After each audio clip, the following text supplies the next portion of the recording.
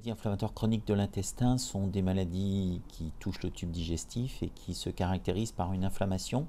de cet intestin. Cette inflammation chez les patients se traduit par des douleurs, de la diarrhée, une altération de l'état général avec volontiers, une perte d'appétit, une fatigue,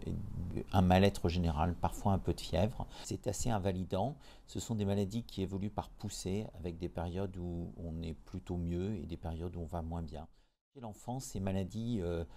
peuvent apparaître aussi. Le plus souvent, il s'agit de maladies qui sont chez l'adolescent. Donc ce sont typiquement des jeunes qui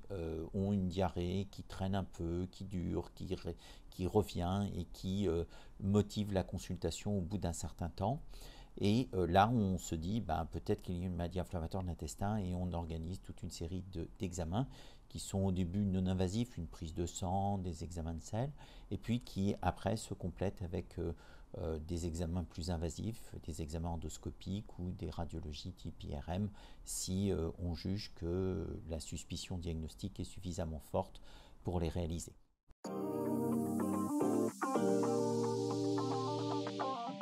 Chez l'enfant et l'adolescent, ces maladies sont rares puisqu'on estime qu'il y a environ 10% des MICI qui surviennent avant l'âge adulte, donc avant 18 ans. Et les maladies inflammatoires chroniques de l'intestin de l'adulte représentent environ 1 à 2 pour 1000 habitants, que ce soit en France, que ce soit pour la maladie de Crohn, qui est une des catégories de maladies inflammatoires chroniques de l'intestin, ou pour la rectocolite hémorragique. Donc c'est pour ça qu'on considère que chez l'enfant, c'est rare, puisque c'est de l'ordre de moins de 1 pour 2000, ce qui est la définition de la maladie rare.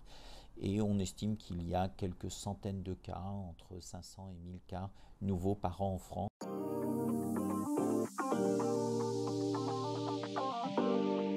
C'est à la fois parce que c'est plus rare et plus grave qu'il faut un parcours de soins plus étayé chez l'enfant et l'adolescent que chez l'adulte. Et c'est la raison principale pour laquelle les maladies inflammatoires chroniques de l'intestin de l'enfant font partie de la catégorie des maladies rares qui sont prises en charge dans le cadre des MARDI, qui sont les maladies rares digestives, qui est un réseau de soignants qui s'intéresse donc à toute une série de maladies rares de l'intestin.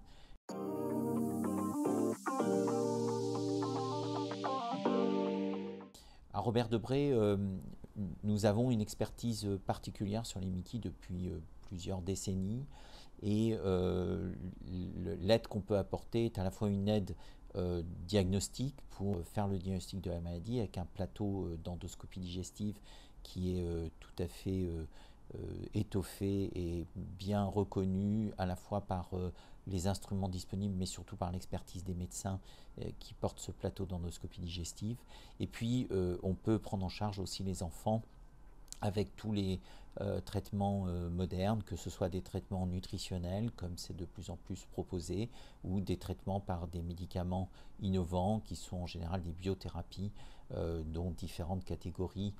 existent et pour lesquelles nous avons validé la plupart des protocoles par le passé. L'objectif du traitement est en général de traiter ces poussées et d'éviter aussi avec des traitements au long cours que ces poussées ne se reproduisent et que surtout qu'elles se reproduisent trop souvent et de manière relativement importante, ce qui amène à petit abîmer l'intestin et entraîner une destruction donc du tissu intestinal.